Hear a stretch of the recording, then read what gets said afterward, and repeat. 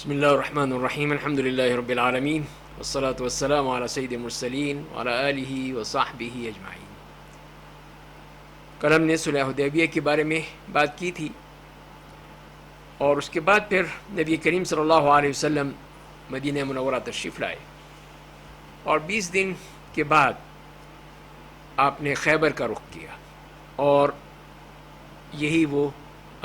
مال غنیمت ہے، یا یوں کہہ لیجیے فتح ہے، جس کا وعدہ بھی اللہ تعالیٰ نے کیا تھا۔ تو وہ اس طرح پھر غزوہ خیبر کی طرف پھر تشریف لے گئے، اور یہ سن 6 ہجری کا معاملہ ہے کہ سن 6 ہجری میں یہ ہوا تھا، بعض نے 7 کہا ہے، لیکن یہ کہ یہ 6 ہجری کا ہے۔ تو آپ پھر خیبر کی طرف نکلے، اور مدینہ میں پھر سباع ابن عرفطہ رضی اللہ تعالیٰ عنہ ان کو آپ نے مقرر کیا، اور پھر راستے میں بھی جیسے کہ سلمہ ابن الاکوع کہتے ہیں کہ ہم نبی کریم صلی اللہ علیہ وسلم کے ساتھ خیبر جا رہے تھے، تو رات کا سفر تھا، تو ایک شخص نے عامر ابن الاکوع سے کہا کہ تم ہمیں کچھ سناؤ، اپنے جو تم نے شعر و شاعری کرتے رہتے ہو ذرا ہمیں بھی سناؤ۔ تو وہ پھر اترے، اور پھر وہ جو حدی خاں کہلاتے ہیں، حدی خانی کرنا، اس طرح انہوں نے پھر وہ یہ پڑھنا شروع کر دیا کہ اللہم لولا انت مہتدینا ولا تصدقنا ولا صلینا، کہ اللہ اگر تو ہدایت نہ دیتا تو نہ ہم کو صدقہ کرتے، نہ ہم کو نماز پڑھتے۔ فاغفر فداء لک مقتفینا وثبت الاقدام ان لاقینا، تو ہمیں معاف کر دے، مغفرت کر دے، جو بھی ہم نے اتباع کی ہے نبی کریم صلی اللہ علیہ وسلم کی، اس پہ ہمیں فدا ہونے دے، اور پھر اگر ہماری ملاقات ہو دشمن سے تو ہمارے ثابت قدم رکھ۔ وانزلا سکینۃ علینا انما اذا سیح بنا اتینا، اور ہم پر اپنی سکینت نازل فرما، اور جب بھی ہمیں بلایا جائے تو ہم پھر اس کے لیے حاضر ہیں۔ وبالسیاح اولوا علینا وان ارادوا فتنۃ ابینا، اور اگر جب بھی وہ اس طرح چیخ پکار کر کے ہمیں بلاتے ہیں، اور جب بھی کوئی آزمائش ہوتی ہے تو یا کوئی اور مشکل ہوتی ہے تو ہمیں وہ بلاتے ہیں، تو ہم پھر اس قسم کی جو غلط باتیں ہیں ان کا پھر ہم انکار کر دیتے ہیں۔ تو نبی کریم صلی اللہ علیہ وسلم نے پوچھا کہ یہ کون ہے، کون یہ پڑھ رہا ہے؟ تو کہا کہ یہ عامر ہے۔ تو آپ نے فرمایا کہ رحمہ اللہ، اللہ اس پر رحم فرمائے۔ تو ایک شخص نے کہا کہ یا رسول اللہ، یہ تو پھر مسئلہ مطلب یہ کہ ختم ہو گیا، آپ کچھ موقع تو دیتے کہ یہ زندہ رہتے، مطلب یہ کہ ان کے آخری وقت ہے۔ تو پھر ہم خیبر آئے، اور وہاں پہ بھی پھر سخت جو مشکلات پیش آئیں، خاص طور پہ مسائل تھے، کھانے پینے کے بھی مسئلے تھے۔ تو وہاں پہ رات میں دیکھا نبی کریم صلی اللہ علیہ وسلم نے، جہاں پہ بھی پڑاؤ تھا باہر، تو اس میں کہ رات کو آگ جل رہی ہیں، چولہے جل رہے ہیں۔ تو پوچھا کیا ہے؟ تو کہا کہ یہ تو گدھے کا گوشت ہے، گدھے ذبح کیے ہیں ہم نے اور وہ ہم کھا رہے ہیں۔ تو آپ نے کہا کہ نہیں، ان سب کو انڈیل دو، اور یہ اس کی کوئی ضرورت نہیں کھانے کی، یہاں تک کہ بعض میں آتا ہے کہ وہ ہانڈیاں بھی توڑ دو۔ اور اسی طرح پھر وہاں پہ جو اصل بات ہے جو نبی کریم صلی اللہ علیہ وسلم سے فرمایا تھا عامر ابن الاکوع کے بارے میں، تو اس کی جو جنگ ہوئی وہاں پر، تو اس میں یہ آتا ہے کہ پھر وہ ان کو اس میں چوٹ لگی، تلوار لگی ان کو، اور پھر وہ اسی میں ہی وہ شہید ہو گئے تھے۔ تو یہ ہے، اس لیے ان کو نبی صلی اللہ علیہ وسلم جو فرمایا تھا وہی ہوا۔ تو بہرحال نبی کریم صلی اللہ علیہ وسلم جب خیبر پہنچے اور صبح کی نماز ادا کی، اور مسلمان بھی تیار ہو گئے، وہ بھی اپنے اس کے لیے، جنگ کے لیے، اور ان لوگوں کو کچھ پتہ نہیں تھا، خیبر والوں کو، وہ اپنے قلعوں میں، اپنے گھروں میں سب بند تھے۔ تو صبح کو اٹھے، دیکھے اپنے سارے جو ہیں وہ کدالیں ہیں، پھاوڑے لے کر اپنی کھیتوں پہ، زمینوں پر جانے کے لیے، ان کو پتہ ہی نہیں تھا۔ تو جب انہوں نے فوج کو دیکھا کہ یہاں تو فوج کھڑی ہوئی ہے، تو وہ پھر چلا اٹھے کہ محمد واللہ محمد والخمیس، کہ تو اللہ قسم، یہ تو محمد ہیں اور یہ تو ان کا لشکر ہے۔ تو وہ بھاگتے ہوئے پھر گئے اور جا کے اپنی انہی قلعوں میں پھر جا کے بند ہو گئے۔ تو نبی کریم صلی اللہ علیہ وسلم نے فرمایا کہ اللہ اکبر خریبت خیبر، اللہ اکبر خریبت خیبر، انا اذا نزلنا بساحت قوم فساء صباح المنذرین۔ اللہ اکبر، یہ خیبر برباد ہوا، اللہ اکبر خیبر برباد ہوا۔ اور فرمایا کہ ہم جب بھی کسی قوم کے اس طرح سامنے آتے ہیں، پہنچتے ہیں، تو پھر جن کو ڈرایا جا رہا ہے ان کی صبح جو ہے وہ برباد ہو جاتی ہے، تباہ ہو جاتی ہے۔ اور پھر نبی کریم صلی اللہ علیہ وسلم اور قریب چلے، اس کے بعد آپ نے رکنے کا حکم دیا کہ رک جاؤ. پھر آپ نے دعا فرمائی کہ کسی طرح بستی میں، کسی علاقے میں جو داخل ہونے کے لیے، کہ اللہم رب السماوات السبع وما اضللنا ورب الاراضین السبع وما اقللنا ورب الشیاطین وما اضللنا فإنا نسألك خير هذه القرية وخير أهلها وخير ما فيها ونعوذ بك من شر هذه القرية وشر أهلها وشر ما فيها. اور پھر آپ نے فرمایا کہ اب اللہ کا نام لے کے آگے چلو. تو اب آگے پہنچ گئے، وہاں جا کے پورے علاقے کو گھیر لیا آپ نے. اور اسی وقت پھر جو نبی کریم صلی اللہ علیہ وسلم نے رات میں یہ کہا کہ میں صبح کو جھنڈا جو ہے وہ اس شخص کو دوں گا جو اللہ اور اس کے رسول سے محبت کرتا ہے، اور وہ اللہ اور اس کے رسول سے محبت کرتا ہے، اور اللہ تعالیٰ اس کے ہاتھوں پر ہی فتح نصیب فرمائیں گے. اب سب لوگ جس بات میں پریشان تھے، اسی الجھن میں تھے کہ یہ کون ہو سکتا ہے، کس کو آپ کہہ رہے ہیں. اور ہر ایک یہی چاہتا تھا کہ یہ جھنڈا اس کو ملے، اتنا بڑا مقام ہے اور اتنی بڑی خوشخبری ہے. تو اسی لیے لیکن آپ نے صبح کو پوچھا کہ علی ابن ابی طالب کہاں ہیں؟ تو انہوں نے کہا کہ یا رسول اللہ وہ تو ان کی آنکھیں کی وجہ سے وہ بیمار ہیں. تو کہا کہ بلاؤ ان کو. تو وہ آئے، تو آپ نے پھر اپنا لعاب مبارک پھر ان کی آنکھوں میں ڈالا اور ان کے لیے دعا کی. تو وہ پھر اس طرح بالکل صحیح سلامت ہو گئے، تندرست ہو گئے جیسے کچھ تھا ہی نہیں. اور یہی نبی کریم صلی اللہ علیہ وسلم کی دعا کا اثر ہوتا تھا.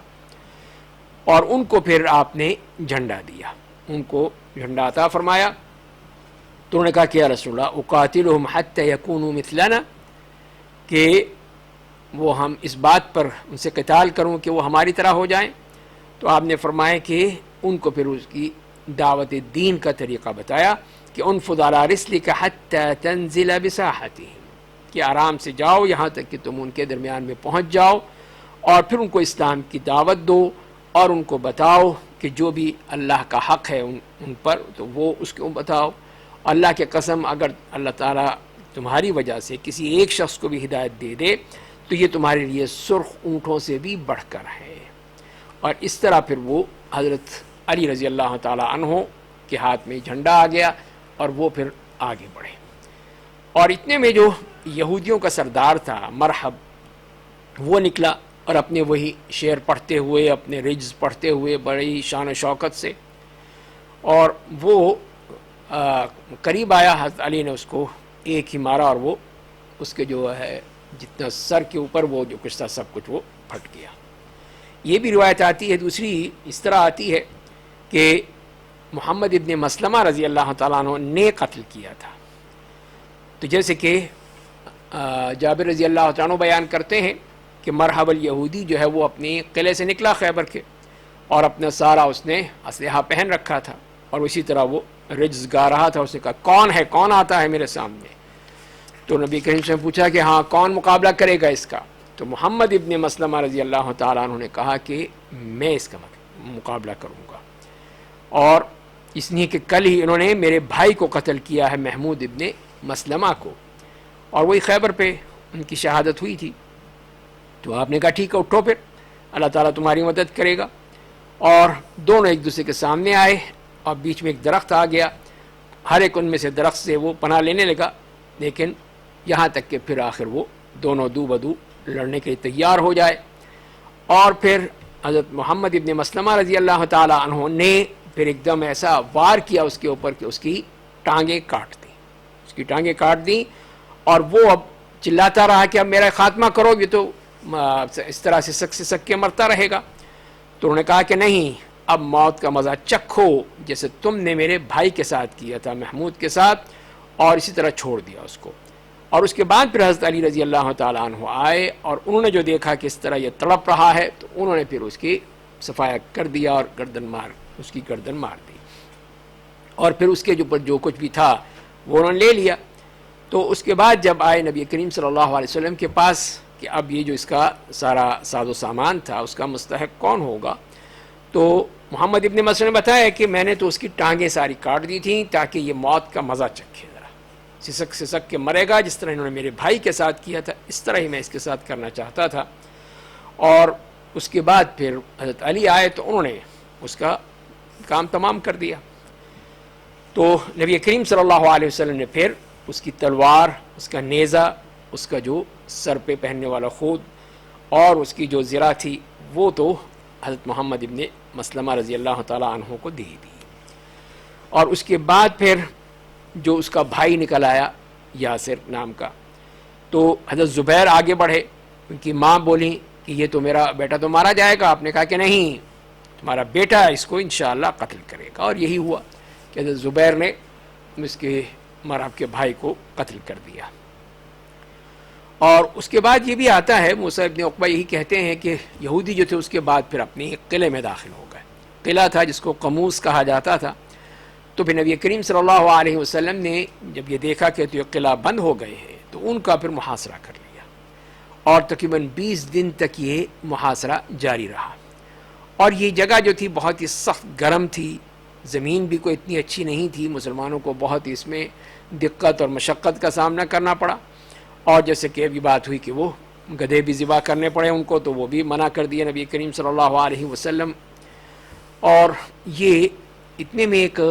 جو حبشی غلام تھا وہ آیا اہل خیبر میں سے نبی کریم صلی اللہ علیہ وسلم کے پاس. اس کے ساتھ اس کی بکریاں تھیں اس کے آقا کی. اور جب دیکھا اہل خیبر نے سب وہ اسلحہ وغیرہ لے لیا ہے اور وہ سب اس میں لگے ہوئے ہیں، تو کیا مسئلہ ہے بھائی، کیوں آپ یہ کر رہے ہیں؟ اس نے پوچھا ان سے. تو انہوں نے کہا تو اور کہ میں اللہ کا رسول ہوں اور صرف اللہ کی عبادت کی جائے. تو اس نے پوچھا کہ اگر میں یہ قبول کر لوں، یہ گواہی دے دوں تو میرے لیے کیا ہوگا پھر؟ تو آپ نے فرمایا کہ اگر تم اسی پہ تمہاری موت آتی ہے، اگر ایمان پر، تمہارے لیے جنت ہے، جنت کا تمہیں مقام ملے گا. تو وہ مسلمان ہو گیا، اس نے اسلام قبول کر لیا اور کہا کہ یہ بکریاں جو ہیں یہ آپ کے پاس امانت ہیں، یہ آپ اس کو دے دیں. آپ نے کہا کہ نہیں، تم ان کو نکالو یہاں سے، ان کو اس طرح مارو کہ دور چلی جائیں اور خود ہی پہنچ جائیں گے، اللہ تعالیٰ ان کو پہنچا دے گا. تو جب یہ بکریاں پہنچ گئیں تو یہودی کو پتہ چل گیا کہ اس کے غلام نے تو اسلام قبول کر لیا ہے. اس کے بعد پھر نبی کریم صلی اللہ علیہ وسلم پھر اٹھے اور پھر آپ نے مسلمانوں کو اس کی ترغیب دی، تیار کیا جہاد کے لیے، قتال کے لیے. اور پھر اسی میں ہی وہ جب جنگ شروع ہوئی، پھر اس کے بعد پھر یہ جو حبشی غلام تھا یہ بھی اس میں مارا گیا. تو مسلمان اس کی لاش کو اٹھا کر لائے. پھر تو نبی کریم صلی اللہ علیہ وسلم نے کو بتایا گیا. تو آپ نے کہا کہ یہی وہ اللہ کا بندہ ہے جس کو اللہ تعالیٰ نے یہ مقام عطا فرمایا اور اس خیر کی طرف دیکھا. اس نے کوئی ایک سجدہ بھی نہیں کیا تھا، لیکن یہ اللہ کے ہاں وہ شہادت کا درجہ پا لیا. اور میں نے اس کے سر پہ ہی 2 حور عین میں سے دیکھا ہے، 2 حوریں ہیں اس کے سرانے کھڑی ہیں. تو یہ اس شخص کے بارے میں جو کہ نبی کریم صلی اللہ علیہ وسلم نے بتایا اس شخص کو، اور اس کو ہدایت مل گئی اور یہ مقام مل گیا. اسی طرح ایک اور واقعہ اس طرح ملتا ہے کہ ایک دیہاتی آیا نبی کریم صلی اللہ علیہ وسلم پر، ایمان قبول کر لیا اور آپ سے کہا کہ میں آپ کے ساتھ ہجرت کروں. تو آپ نے اس وقت اپنے بعض صحابہ کرام کے حوالے کر دیا کہ اس کی تم تربیت کرو، اس کو تعلیم دو. اور پھر جب غزوہ خیبر ہوا اور نبی کریم صلی اللہ علیہ وسلم نے مال غنیمت وہاں سے ملا تو اس اعرابی کے لیے بھی دیا، اس کو بھی دیا کہ اس کا بھی کچھ حصہ ہے. تو اس نے پھر وہ جو ملا تھا اس کا حصہ وہ لے کر آیا نبی کریم صلی اللہ علیہ وسلم کہ یہ کیا ہے، یہ مجھے کیوں دیا گیا ہے؟ تو انہوں نے کہا کہ یہ میں تمہارا حصہ ہے، اس مال غنیمت میں سے جو تمہارا حصہ بنتا ہے وہ تمہیں دیے کہ تم بھی اس میں شریک تھے. تو اس نے کہا کہ نہیں، میں اس لیے نہیں آپ کے پاس آیا تھا کہ میں آپ سے پیسہ لوں گا، آپ سے دولت لوں گا، نہیں، میں اس لیے آیا تھا کہ مجھے یہاں پر لگے، یہاں پر میں اللہ کی راہ میں شہید ہو جاؤں، میں اس لیے آیا تھا. تو آپ نے کہا کہ اگر تو واقعی سچا ہے تو اللہ تعالیٰ تجھے سچا ثابت کر دے گا. اور پھر یہی ہوا کہ اس کو اس طرح تیر لگا وہیں پر جہاں اس نے کہا تھا اور اس نے شہادت قبول کر لی. اور جب وہ نبی کریم صلی اللہ علیہ وسلم کے پاس اس کو لایا گیا تو آپ نے پوچھا کہ یہ وہی ہے؟ تو کہا کہ جی ہاں یہ وہی ہے. تو آپ نے کہا کہ اس نے اللہ سے سچا وعدہ کیا تو اللہ تعالیٰ نے بھی اس کے ساتھ وہی معاملہ کیا جو وہ چاہتا تھا. تو نبی کریم صلی اللہ علیہ وسلم نے اپنا جبہ خود دیا اس کے کفن کے لیے اور پھر اس کی نماز جنازہ ادا کی اور اس کے لیے دعا کر رہے تھے کہ اللہم ھذا عبدک خرج مہاجرا فی سبیلک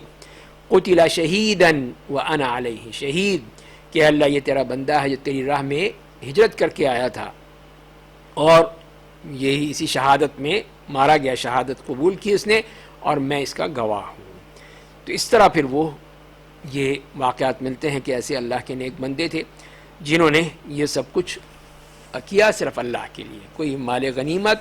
کوئی کشور کشائی، کسی قسم کا کوئی ان کا مقصد نہیں تھا، ان کا مقصد صرف اور صرف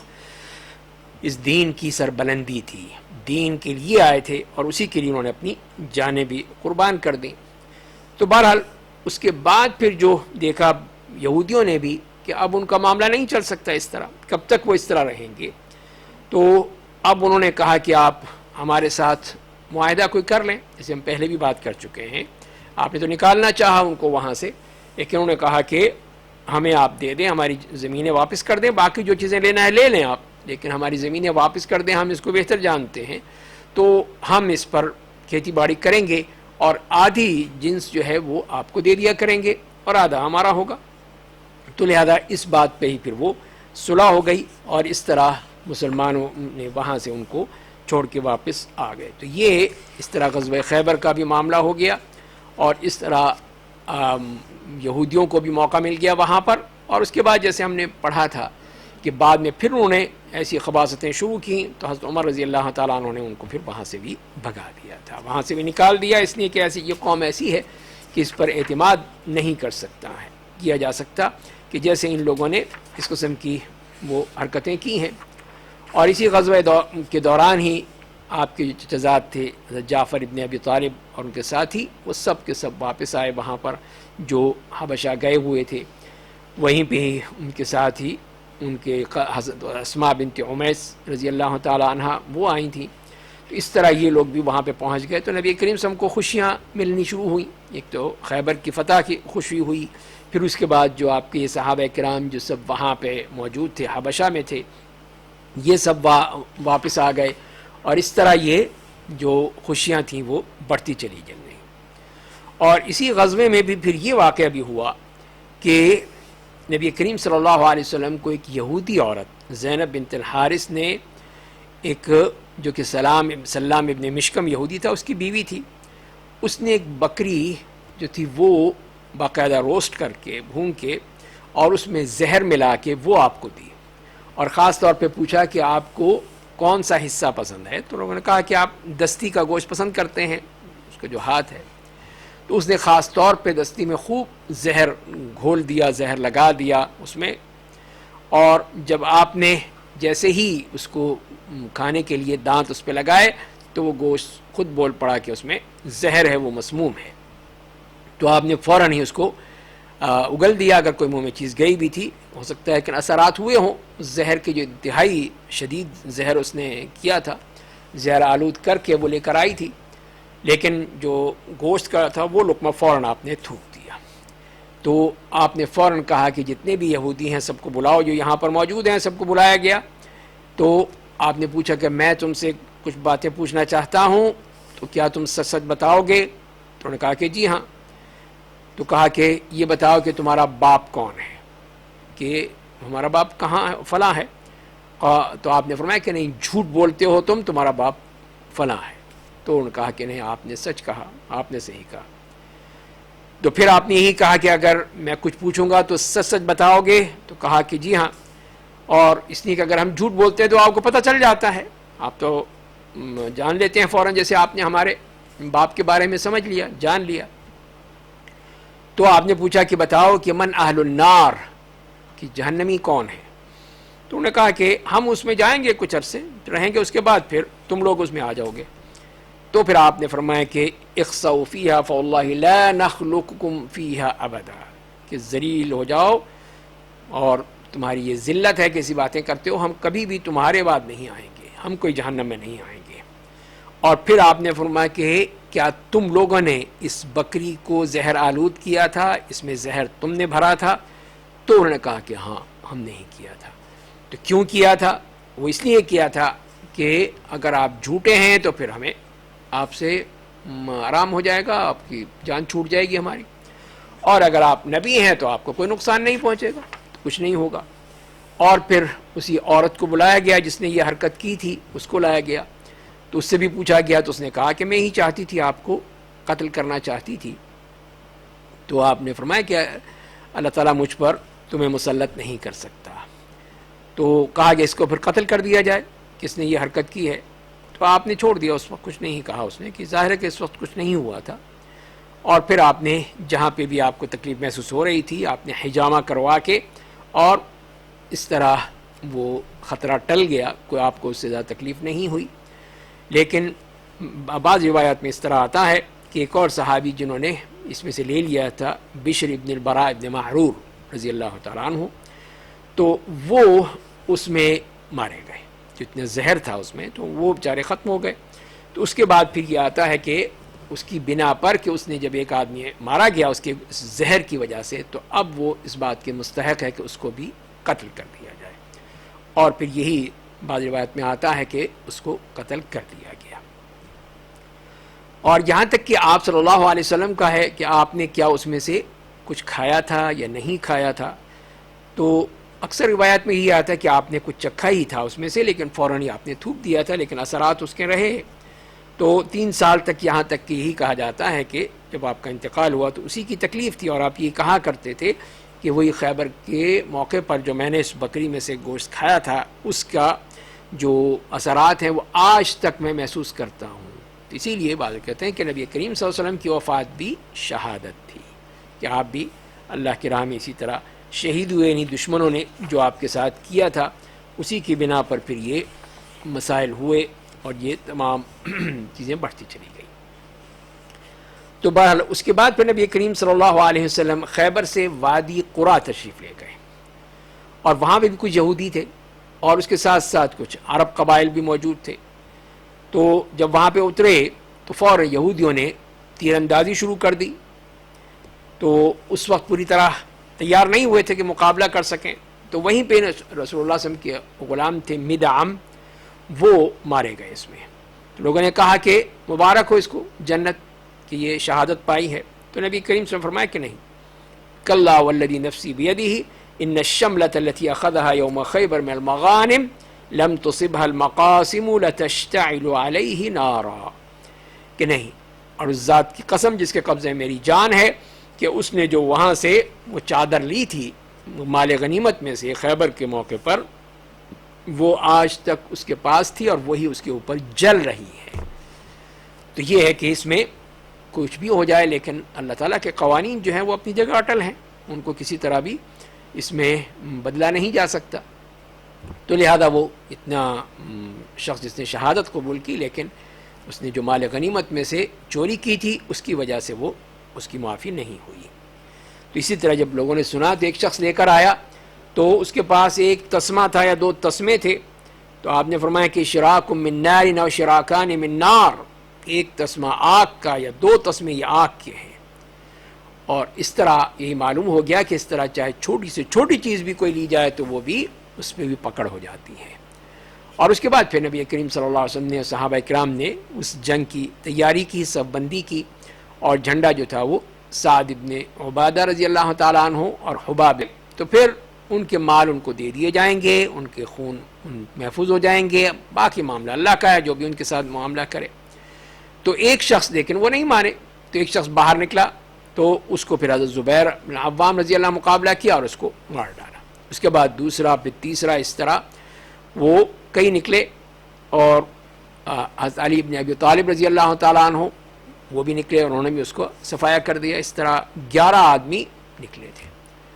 جو بھی نکلتا اس کے بعد پھر اس کو دین کی دعوت دی جاتی، اسلام کی طرف بلایا جاتا ہے، لیکن یہ ماننے والے کہاں تھے، نہیں مانے۔ اور پھر نماز کا وقت بھی آتا تو صحابہ کرام نماز پڑھتے،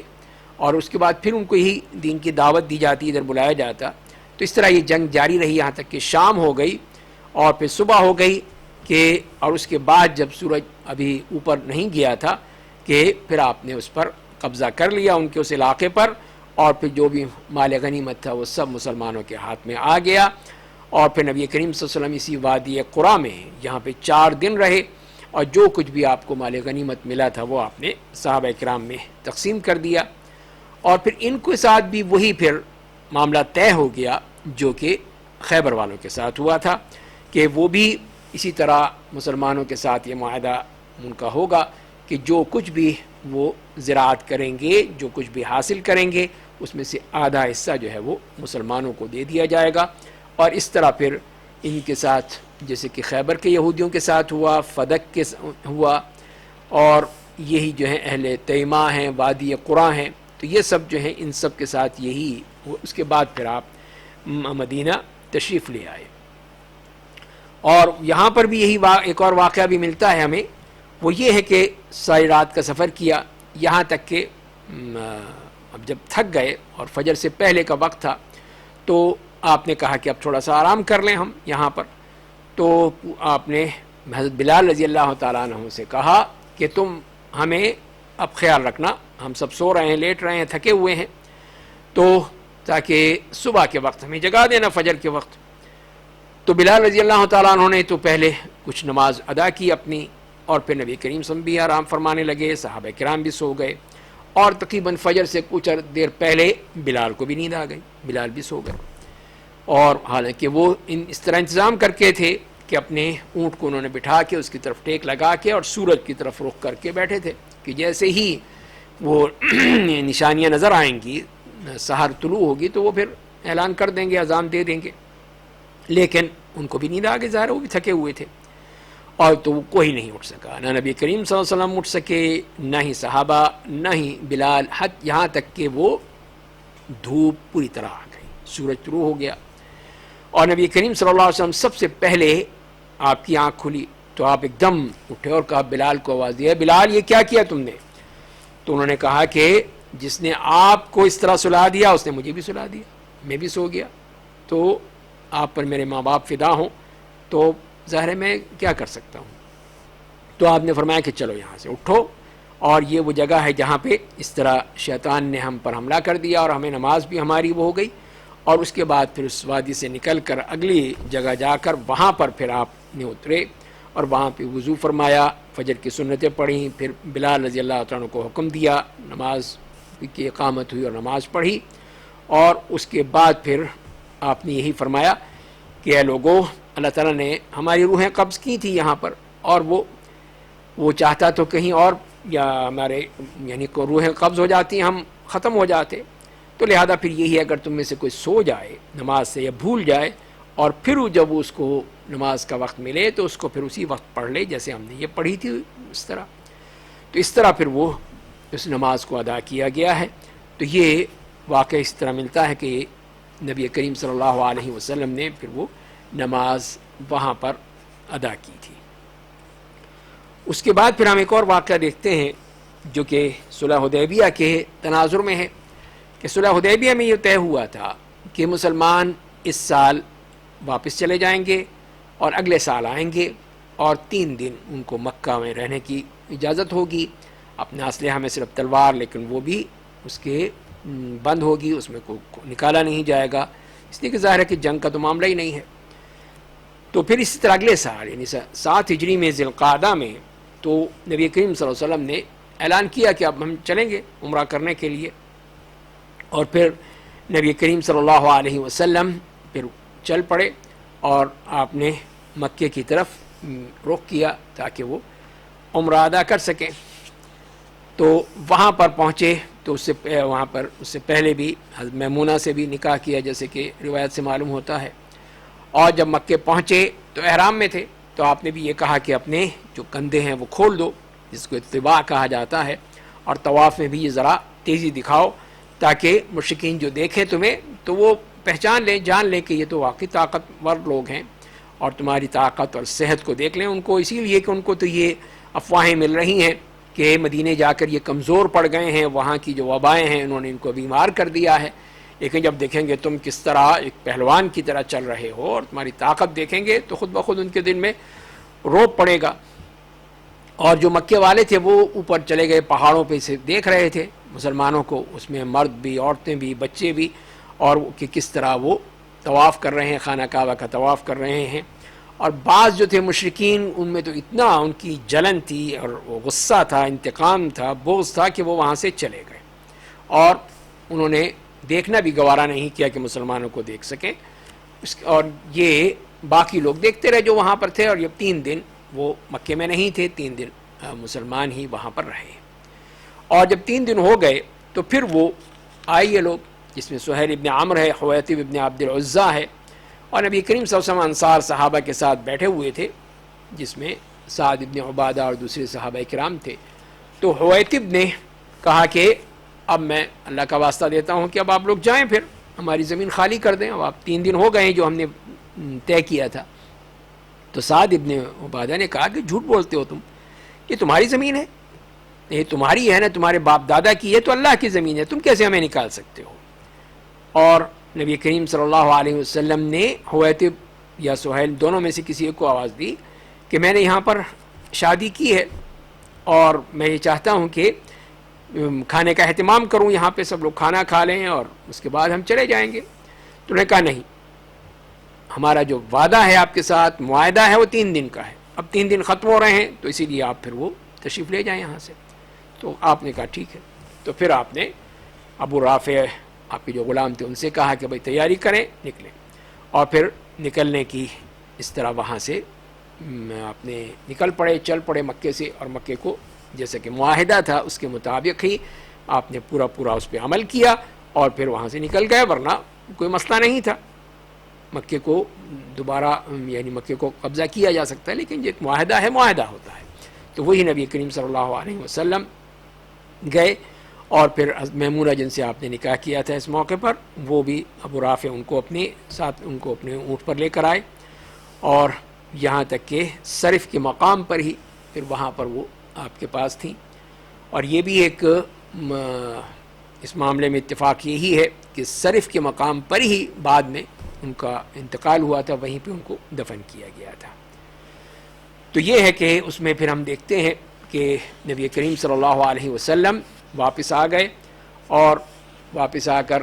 اور راستے میں ایک اور جو اس سے پہلے مکے میں بھی ایک اور واقعہ بھی یہ بھی ہمیں نظر آتا ہے، سیرت میں بھی، حدیث کی کتابوں میں یہ ہے کہ جب مکے سے نکلنے لگے تو حمزہ ابن عبد المطلب رضی اللہ تعالیٰ عنہ آپ کے چچا، ان کی بیٹی جو تھی وہ چلاتی ہوئی یا عمی یا عمی، اے چچا جان، اے چچا جان۔ تو حضرت علی رضی اللہ تعالیٰ نے اس کو اٹھا لیا، چھوٹی بچی تھی، اور اس کا ہاتھ پکڑ لیا، اور فاطمہ رضی اللہ تعالیٰ عنہ سے کہا کہ یہ اپنے چچا کی بیٹی کو سنبھال لو، تو انہوں نے اس کو سنبھال لیا۔ اب دیکھیے یہاں پر اب 3 صحابہ کرام میں اس کی کفالت کے لیے جھگڑا ہو گیا،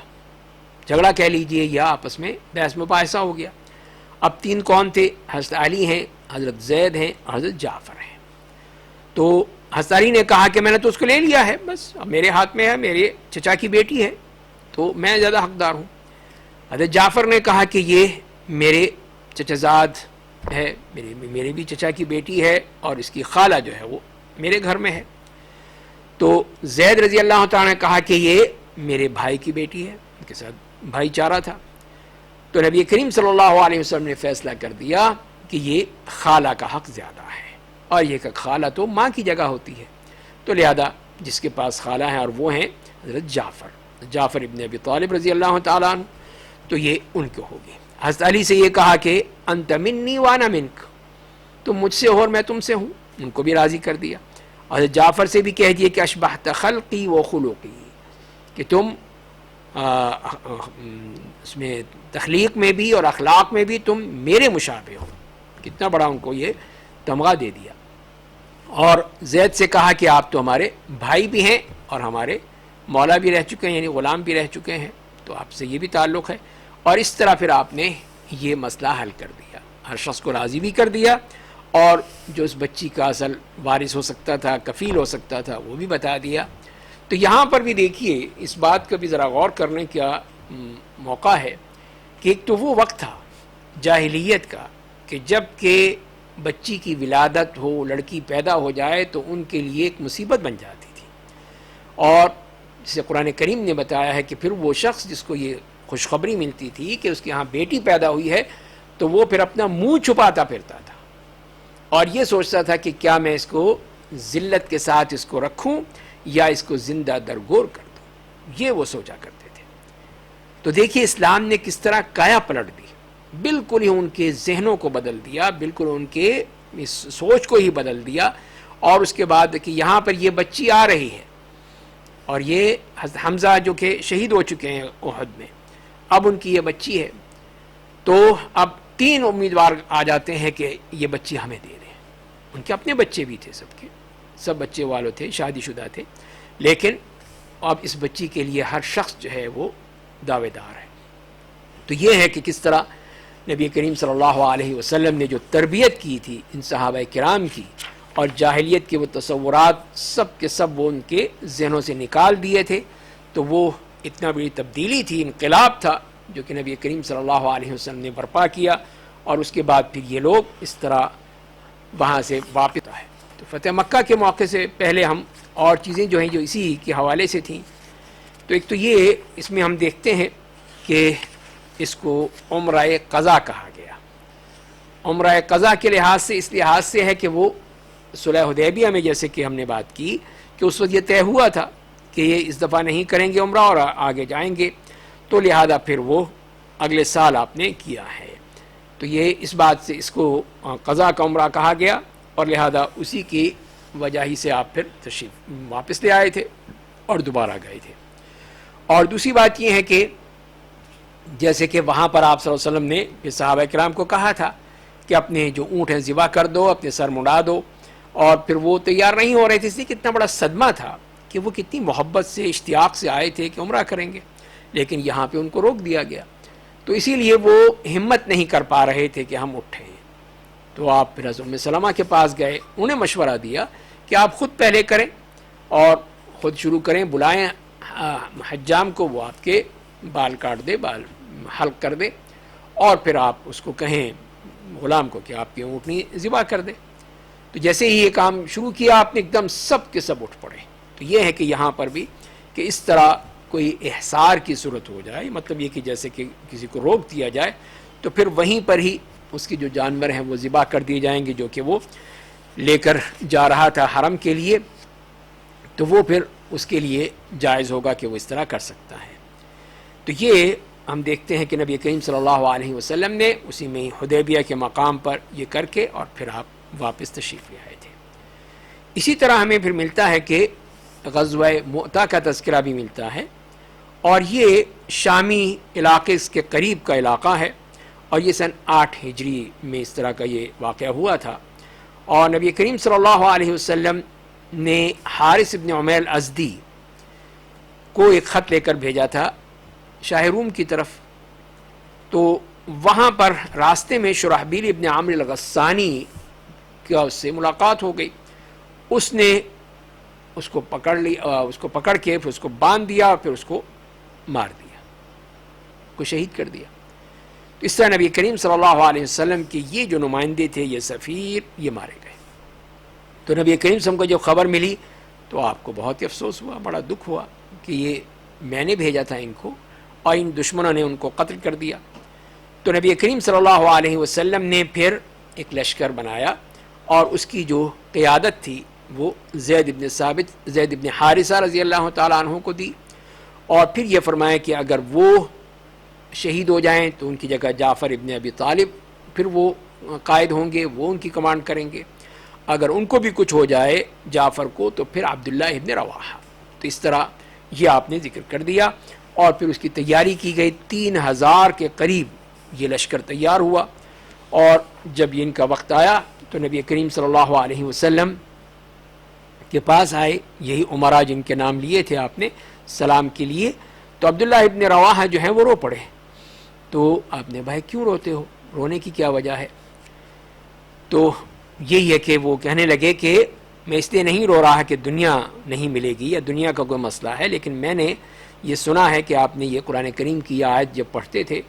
کہ وَإِن مِّنكُمْ إِلَّا وَارِدُهَا كَانَ عَلَىٰ رَبِّكَ حَتْمًا مَّقْضِيًّا. تو یہ میں نہیں سمجھ سکا کہ اس طرح آنے کے بعد پھر یہ گزرنے کا کیا معاملہ ہے. ورود جسے کہا گیا اللہ تعالیٰ نے واردها، تو آپ نے یہی کہا. تو مسلمانوں نے کہا کہ ابھی تو جاؤ، اللہ تعالیٰ تمہیں سلامتی کے ساتھ لے جاؤ، اور اس کے بعد پھر ہم دیکھیں گے. تو پھر یہ لوگ چلے گئے، اور یہاں تک کہ یہ معان کا علاقہ ہے وہاں پہنچے ہیں. اور وہاں ان کو معلوم ہوا کہ شاہ روم نے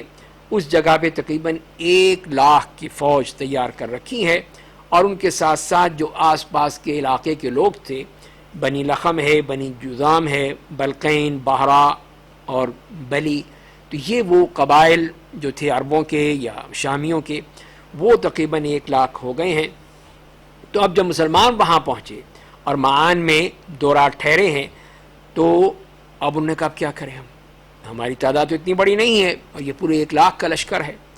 کہ نبی کریم صلی اللہ علیہ وسلم کو اطلاع کریں کہ آپ ہمیں اور مدد بھیجیں۔ اس طرح تو نہیں ہو سکتا کہ ہم اتنے ایک چھوٹی تعداد میں، اتنی کم تعداد میں، جیسے کہ ابھی بات ہوئی کہ 3,000 تھے، تو 3,000 اور ایک طرف 1,00,000 کا لشکر کیسے ہوگا یہ؟ تو اس وقت پھر عبداللہ ابن رواحہ رضی اللہ تعالیٰ عنہ نے کہا کہ اے لوگو، تو فواللہ ان الذی تکرہون للتی خرجتم تطلبون، کہ تم جس کام کے لیے نکلے ہو تو وہ کیا ہے جس کو تم پسند نہیں کرتے ہو، وہ شہادت ہے، یہاں تو شہادت کے لیے آئے ہو۔ تو ہم تو لوگوں کے ساتھ نہ کسی تعداد کے ساتھ، نہ طاقت کے ساتھ، نہ کثرت کے ساتھ، ہم تو کسی سے جنگ کرتے ہیں، قتال کرتے ہیں تو اللہ کے لیے، اللہ کے لیے کرتے ہیں، تو لہذا تیار ہو جاؤ، جو کچھ بھی ہے، یا تو ہم شہادت پالیں گے یا پھر کامیاب ہو جائیں گے، غازی ہو جائیں گے، واپس لوٹ جائیں گے۔ تو انہوں نے کہا ٹھیک ہے، سب ان کی اس بات کو قبول کر لیا کہ کتنی انہوں نے ایمان افروز بات کی تھی کہ اب ہم انتظار کریں کہ نبی کے اعظم کے پاس کوئی جائے، پھر وہاں سے لشکر آئے۔ تو یہ سب مسائل جو ہیں وہ بہت لمبے ہیں، تو خیر آگے چلے پھر، تو بلقا کا علاقہ جو ہے وہاں پر پہنچ کے وہاں پہ دشمن کے بھی قریب ہو گئے، اور مسلمان جو تھے وہ مؤتا کا علاقہ جو وہی اب اردن میں ہے، وہاں پر پہنچ گئے، اور پھر تیاری کی، اور پھر وہ جنگ شروع ہو گئی۔ تو پہلے جھنڈا تھا زید ابن حارثہ رضی اللہ تعالیٰ عنہ کے پاس، اور وہ اس طرح جنگ کرتے رہے یہاں تک کہ وہ دشمن کے نیزوں اور دشمن کے تیروں کے اس میں وہ بھی شہید ہو گئے۔ تو پھر جھنڈا لے لیا حضرت جعفر ابن ابی طالب رضی اللہ تعالیٰ عنہ، انہوں نے بھی قتال کیا، قیادت کی، یہاں تک کہ وہ بھی اسی میں کام آ گئے اور وہ شہید ہو گئے، اور انہوں نے اترے اپنے گھوڑے سے، جب زخمی ہوئے اس کو کاٹ دیا، اور پھر اس میں جنگ میں اس طرح کود پڑے یہاں تک کہ شہادت پا لی۔ تو جعفر رضی اللہ عنہ وہ پہلے شخص ہیں کہ جنہوں نے اس طرح میدان جنگ میں اپنے گھوڑے کو ہی ختم کر کے اور بھی جنگ شروع کر دی۔ اور انہی کے بارے میں آتا ہے کہ جب ان کا ایک ہاتھ کٹ گیا تو انہوں نے بائیں ہاتھ سے جھنڈے کو پکڑ لیا، جب بائیں ہاتھ بھی کٹ گیا تو انہوں نے پوری طرح اس کو اپنے دونوں ہاتھوں سے ہی اس کو جیسے حالت میں تھی اس طرح کر لیا، اور یہاں تک کہ پھر وہ شہادت آ گئی، اور ان کی عمر بتاتے ہیں کہ صرف 33 سال تھی، جوان، بالکل نوجوان۔ اور اس کے بعد پھر عبداللہ ابن رواحہ، جو جیسے نبی کریم صلی اللہ علیہ وسلم نے بتایا تھا کہ وہ آئے، اور انہوں نے پھر اس کو اٹھا لیا، جھنڈے کو انہوں نے سنبھال لیا، اور اس کے بعد پھر وہ ان کے کچھ لوگ آئے بھی ان کی مدد کرنے کے لیے، تو لیکن انہوں نے یہی کہا کہ نہیں، اب تو آخرت کا معاملہ ہے، اب دنیا کا معاملہ ہی نہیں ہے۔ تو اسی لیے پھر وہ اس طرح عبداللہ ابن رواحہ رضی اللہ تعالیٰ عنہ، تو وہ بھی یہاں تک کہ ان کو بھی شہید ہو گئے، وہ بھی شہادت پا گئے۔ اور اس کے بعد پھر لوگوں نے کہا کہ اب کس کو دے، تو پھر خالد ابن الولید رضی اللہ تعالیٰ عنہ کو پھر یہ جھنڈا دے دیا گیا مسلمانوں نے مل کر ان کو کہ آپ لے لیں۔ اور انہوں نے پھر دیکھا کہ اب مشکل ہے ہمارا بچنا یا کس طرح آگے بڑھنا، تو پھر انہیں کسی طرح کر کے اپنی فوج کو بچا لیا اور ایک طرف لے گئے۔ اور اللہ تعالیٰ نے پھر نبی کریم صلی اللہ علیہ وسلم کو بتا دیا کہ جو کچھ بھی ہوا تھا اس جنگ میں، اور کس طرح یہ صحابہ کرام ایک کے بعد دوسرے شہادت پاتے رہے۔ اور پھر آپ نے ہی فرمایا کہ مجھے دکھایا گیا جو جنت میں ہیں، جس طرح کہ کوئی شخص جو ہے وہ اپنے سونے کے بستر پر سو رہا ہے، تو میں نے دیکھا کہ عبداللہ ابن رواحہ اور ان کے پاس ہی ان کے دونوں ساتھیوں، وہ اپنے اپنے بستروں پر جنت میں آرام سے سو رہے ہیں۔ تو یہ آپ نے ان کے بارے میں فرمایا، اور اس روایت میں آتی ہے، اس طرح آتا ہے کہ مجھے جعفر، زید اور ابن رواحہ تینوں کو دکھایا گیا ہے، یہ ایک موتیوں کا خیمہ ہے، اور ان میں سے ہر شخص جو ہے وہ اپنے اپنے بستر پر ہے۔ تو میں نے زید اور ابن رواحہ کو دیکھا کہ ان کے گلے میں کچھ مسئلہ ہے، اور جعفر جو ہے وہ ٹھیک ہے، ان کو کوئی مسئلہ نہیں ہے۔ تو میں نے پوچھا کہ یہ کیا ہوا ان کو؟ تو انہوں نے کہا کہ جب ان کو موت یا اس کی ہوئی تھی، انہوں نے ذرا اس میں بچنے کی کوشش کی تھی، تو اسی لیے کچھ وہ رکاوٹ ان کے لیے ہوئی، لیکن جعفر رضی اللہ تعالیٰ نے تو نہیں کیا، تو اللہ تعالیٰ نے ان کو، اور اسی لیے پھر آپ نے ان کے بارے میں فرمایا کہ اللہ تعالیٰ جعفر کے لیے دونوں ہاتھوں کے بجائے 2 پر ان کو دے دیے ہیں کہ جس کے ذریعے سے وہ جنت میں اڑتے پھرتے ہیں۔ یہ اللہ تعالیٰ کی طرف سے ان کو کتنا اونچا مقام دیا گیا، اور یہی ہے وہ چیز جو کہ ایک مسلمان چاہتا ہے، اور خاص طور پہ صحابہ اکرام جس کی طلب میں گئے تھے۔ تو لہذا یہاں پر ہم دیکھتے ہیں کہ غزوہ موتا میں اتنی بڑی تعداد کے سامنے بھی بے جگری سے لڑے، لیکن ظاہر ہے کہ مشکل تھا، تو وہاں سے واپس آ گئے، اور روم بھی واپس چلے گئے، انہوں نے بھی آگے بڑھنے کی کوشش نہیں کی کہ وہ مسلمانوں کے لیے کوئی خطرہ بنتے، اور اس طرح یہ غزوہ بھی ختم ہو گیا۔ اب اس کے بعد اگلے مرحلے میں ہم فتح مکہ کے بارے میں بات کریں گے انشاءاللہ اگلے درس میں۔ اللہ تعالی ہمیں سیرت النبی صلی اللہ علیہ وسلم کو پڑھنے، سمجھنے اور غور و فکر کرنے اور اس سے سبق حاصل کرنے کی توفیق عطا فرمائے۔ وآخر دعوانا ان الحمد للہ رب العالمین۔